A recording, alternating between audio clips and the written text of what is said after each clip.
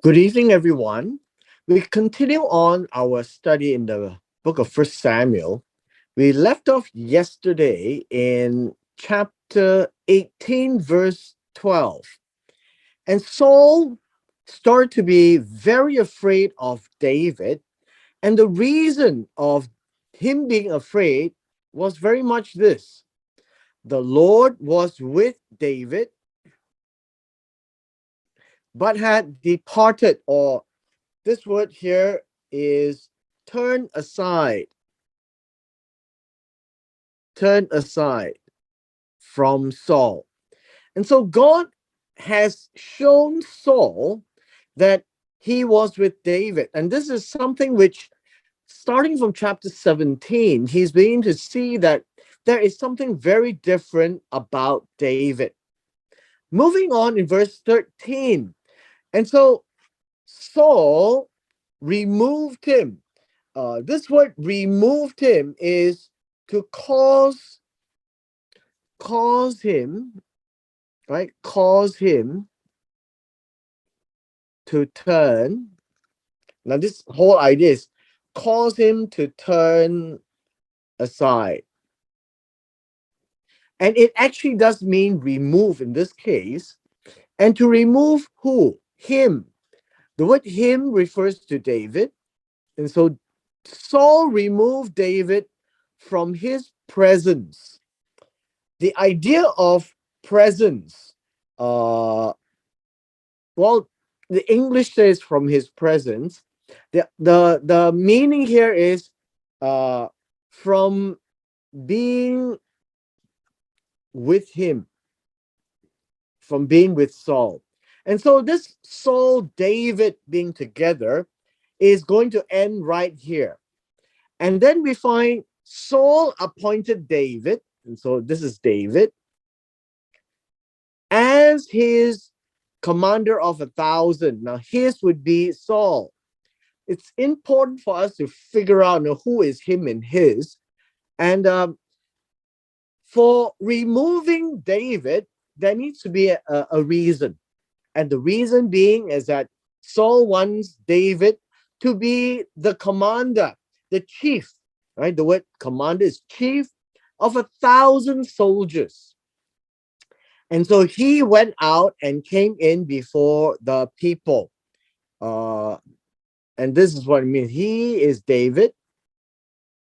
He went out and then he came to the face or the faces of the people. Basically, now we find that David is now very much in the limelight of the public. Without realizing what Saul has done, Saul has inevitably started to present David to the people. And as time goes on, as we can see in chapter 18, more and more, as much as Saul wanted to antagonize David, it turns out that David would look better and better. Verse 14, David was prospering in all his ways, for the Lord was with him. Now, the word prosper here, I guess he would be, how should we say? He would progress well, right? He has the ability to comprehend situations, and then he is able to be successful. Now, we've seen this before, so it's just a repeating that David was successful in everything that he did. He knew how to conduct himself, and it says here, in all his ways. All his ways, all his engagements, right? Engagements, you can say. Because God was with him, this would be together with. right? Together with him. So when God is together with David, and David makes his decisions very well, every step he makes is for God. And he understands how to conduct himself in a very just manner and very with integrity. And the people loved him. And so what the text is finally saying is David was very successful in everything he did and is attributed to God. Now, God didn't miraculously zap him so that the things that he did, even though it was bad, became good. I think we need to be very mindful that the text is a very narrative driven text, that it was David who knew how to conduct himself, make the right choices, behave himself wisely, and everything he did was good. And it was then seen to be attributed that it's very different from how Saul would have conducted himself. And so David is seen with the Lord, right? With God.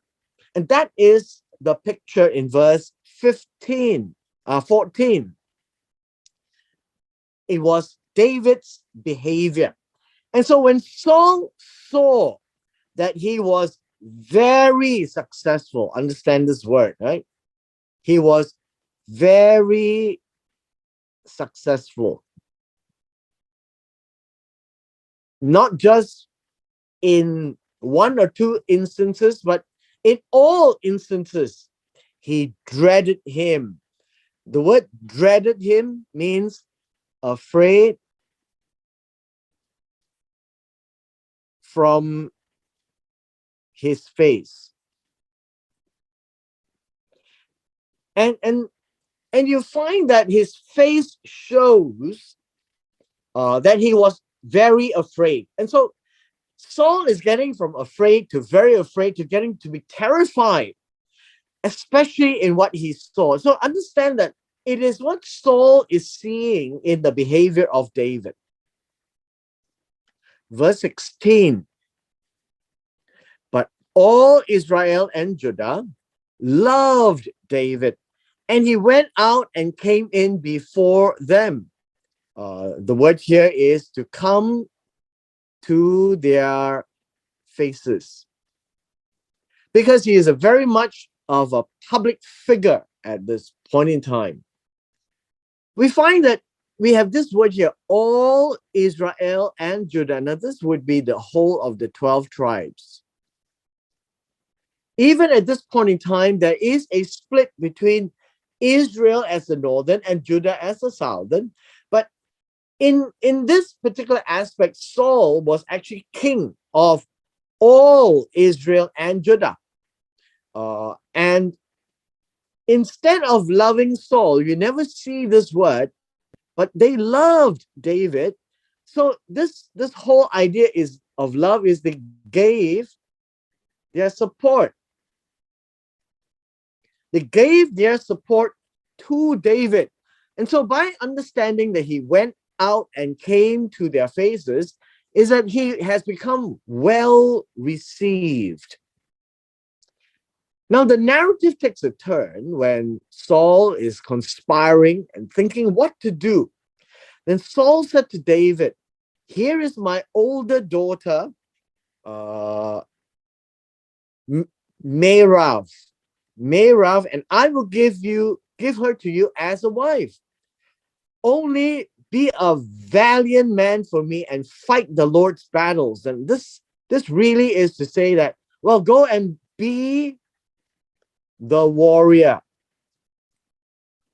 and fight. But behind his mind, this is what he says, for Saul thought. Now, this word thought is also the word say, right? For Saul said. And so it would be something like saying to himself, he says, my hand shall not be against him. My hand shall not go against David, but let the hand of the Philistines be against David.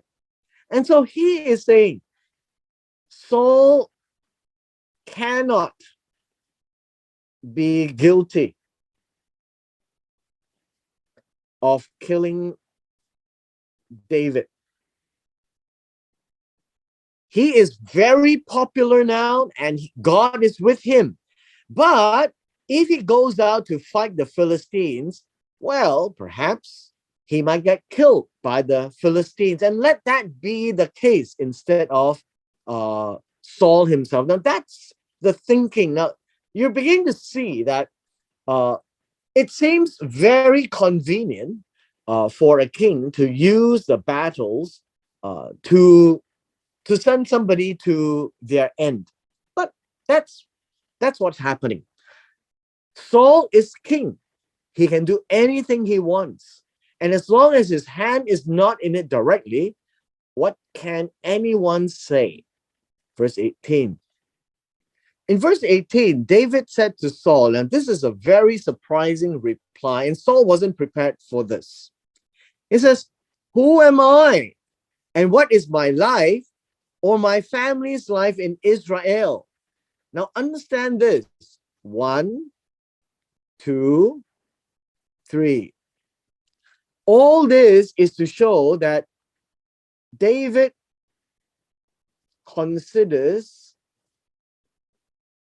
himself as a nobody. This is a rhetorical statement. Who am I? I'm not a nobleman. I'm not one of the princes. That I should be the king's son-in-law. That I am going to be related to the king by marriage. Who am I? Why is this happening? Verse 19. And so it came about at the time when Merab, Saul's daughter, should have been given to David, that she was given to somebody else. And that somebody else was Adriel, the Meholatite, for a wife. And so, strangely, Saul changed his mind. Right? Saul changed his mind. But we have another narrative here in verse 20. This is Michal. Michal is also Saul's daughter, and she loved David. And when they told Saul, the thing was agreeable to him. Who is him? Saul. Because Merab is no longer available. Now there is another daughter, Michal. Michal, it says here, loved David. And so she has a particular preference for David. She has this inclination for David. She's going to give herself to David, and that's love, right? That's love. Verse 21. Now, again, verse 21, the word thought is said, but thought is good because he said it to himself. I will give her. This is Michal, right?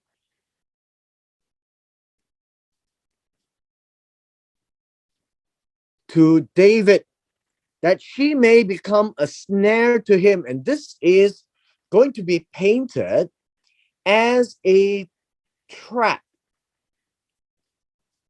This is a trap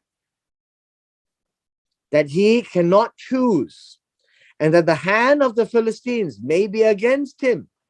Therefore, Saul said to David, for a second time, this would be Shanaim, that would be the twice, the second time, that you may be my son-in-law today. And this is an appeal. One was with Merab, the first one was Merab, and the second one was Michal. And with this, it was something that Saul really was determined. Verse 22. Then Saul commanded his servants, and this is conspiring. The word command here is to charge them. to charge them. And what did he want to do is to speak to David secretly. Speak to David means to discuss with him. This is to discuss. Discuss this matter with him. But do it in a secret. Secretly is correct. Covertly, very quietly, right? That would be the meaning of the word. And tell him this. Look, the king delights in you. The king delights means the king desires in you. Desires in you, not love you. Desires means to have inclination, to take pleasure. I think we could use that. To take pleasure. The word love is not used. God, the king is taking pleasure to want him to be his son-in-law. The servants love you and listen to you and give themselves to you. Now, therefore, become the king's son-in-law. And so this is an appeal to David. Verse 23. So Saul's servants spoke these words to David, encouraging him to be Saul's son-in-law. Now look at what David replies, right? This is what David says. David says this: is it trivial in your sight to become the king's son-in-law, since I'm a poor man and lightly esteemed? First of all, trivial. This means to be slight. Is this insignificant? Is this insignificant? Is this, how should we say? Is this not important? I think we can use this word.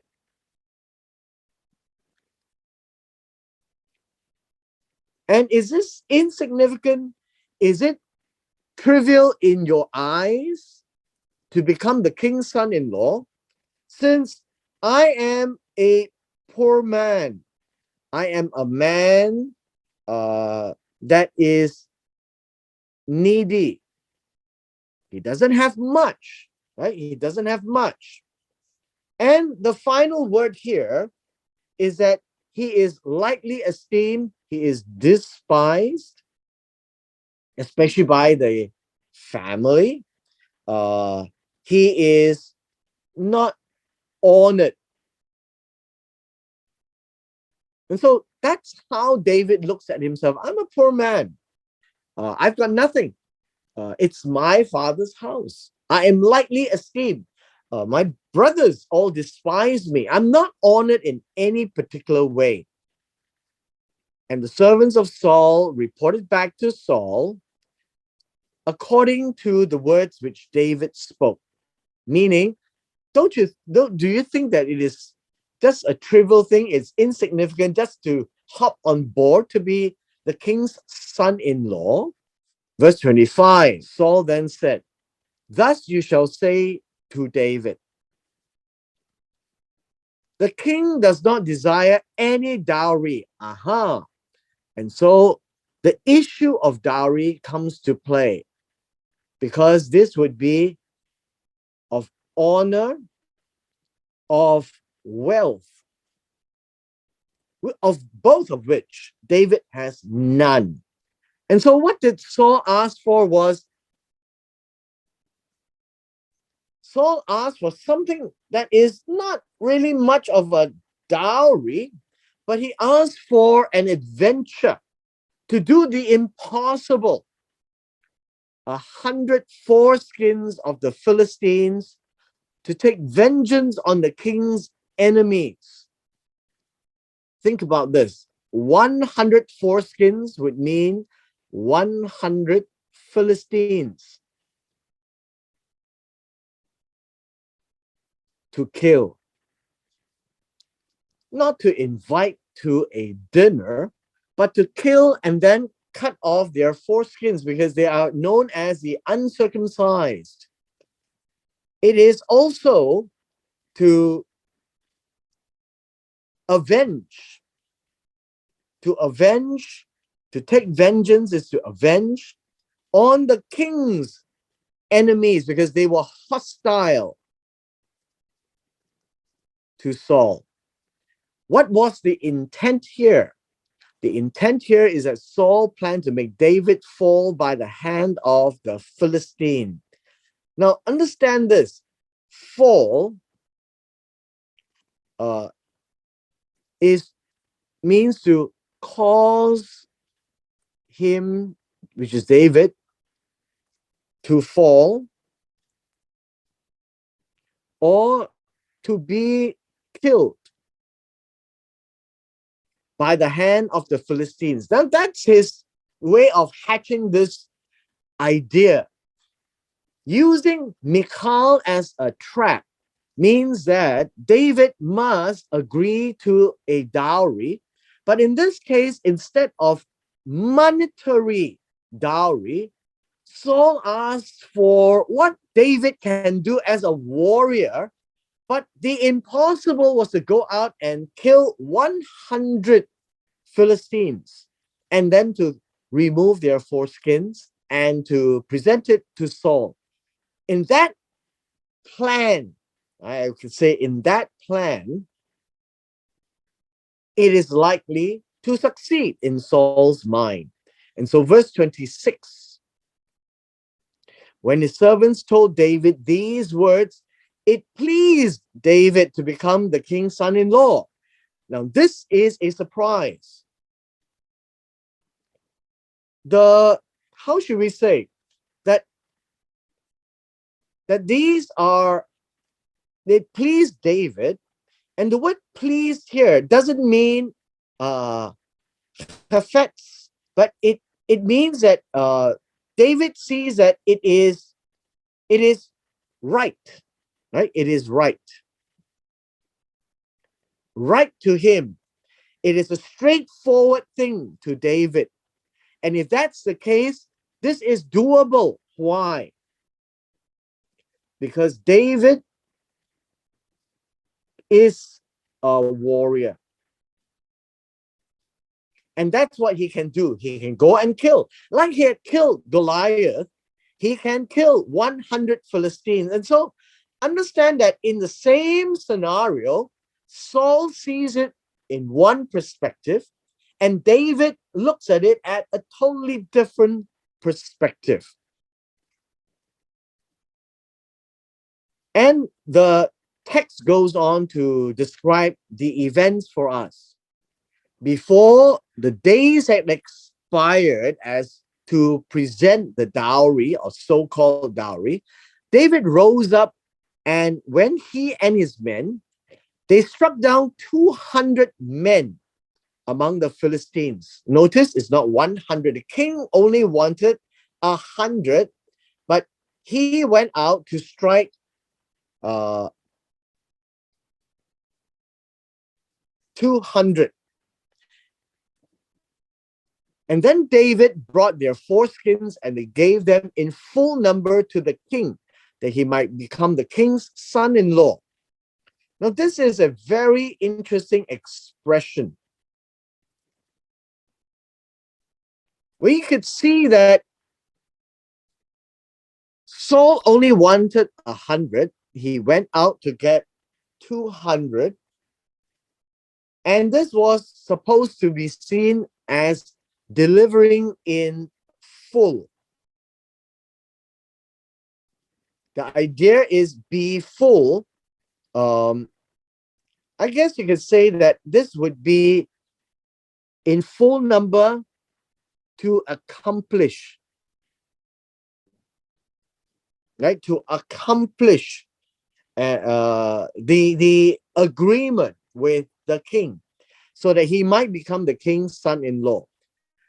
It interestingly, that Saul wanted 100, David brought 200, This one means that there is more than enough to satisfy Saul, so that there is no question of counting, and there is no question of David's interest in and commitment in this matter.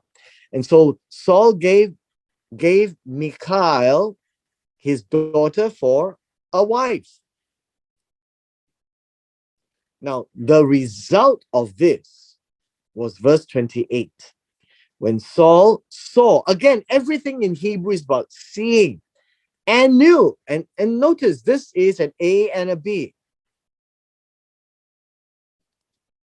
This is an A and a B. You can see and experience, and that becomes your knowledge, that the Lord was together with David, and Michal, Saul's daughter, loved him. Now, all of these are different aspects which scares Saul. First, God was with David, and that really terrifies him. Two, his daughter really supports him. Verse 29, then Saul was even more afraid of David. You can see that Saul grew, and the focus is actually on this word, afraid. He was afraid, more afraid, even more afraid. Actually, the narrative is trying to show us that Saul is looking at David more and more with suspicion and disdain. And he is now to a point where he is so scared of David because the Lord was together with David. And even his own daughter loved him. Nothing to talk about Jonathan. And so the only one who didn't like David was Saul. And so Saul was David's enemy. This word continually means this. Saul was hostile. This word enemy was hostile. So Saul was actually hostile to David all the days. And yes, it does mean continually. As the days went on, Saul really was terrified of David, and he is always hatching a plan to get rid of David. Our final verse is in verse 30. The commanders, the chiefs, right? I say here the chiefs of the Philistines went out to battle. And it happened as often as they went out that David behaved himself more wisely than all the servants of Saul.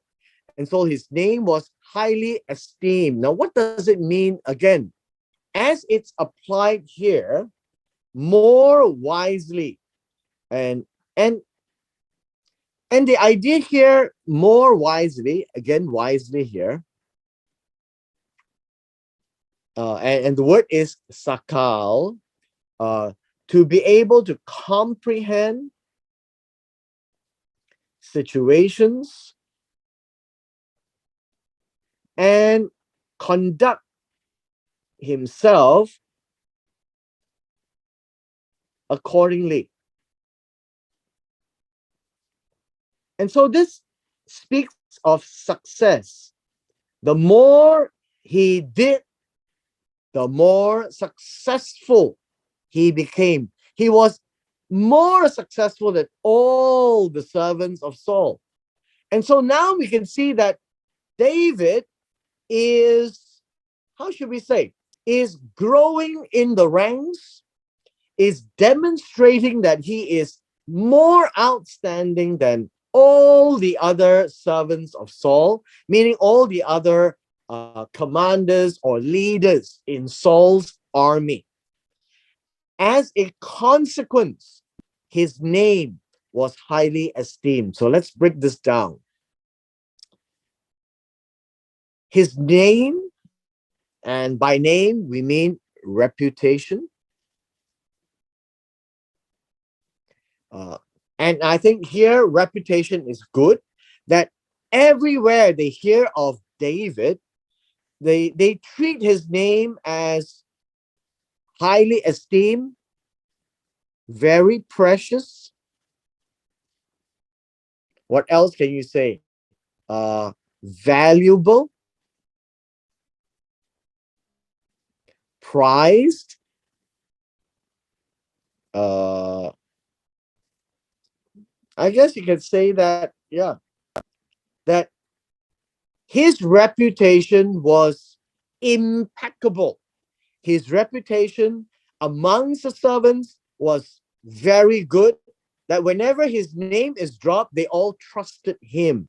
Now that's the the the the way that we are told in chapter 18 how David progressed. And Saul stagnated. Saul went nowhere. David went from nothing to well esteemed, fully well known across the land. The way he behaved, he knew how to handle situations.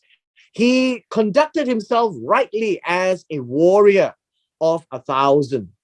And in everything that was charged of him to do, he came out with truly excellent results. And by this, they see that the Lord was together with David because he could see him as outstanding. Now, Hebrew people would look at this and say, wow, because God is with him, he is able to do all these things. And we tend to use those words as well. But it wasn't that God zapped him with anything else, but that David was able to conduct himself properly, rightly, justly, fairly, and turn out to be successful.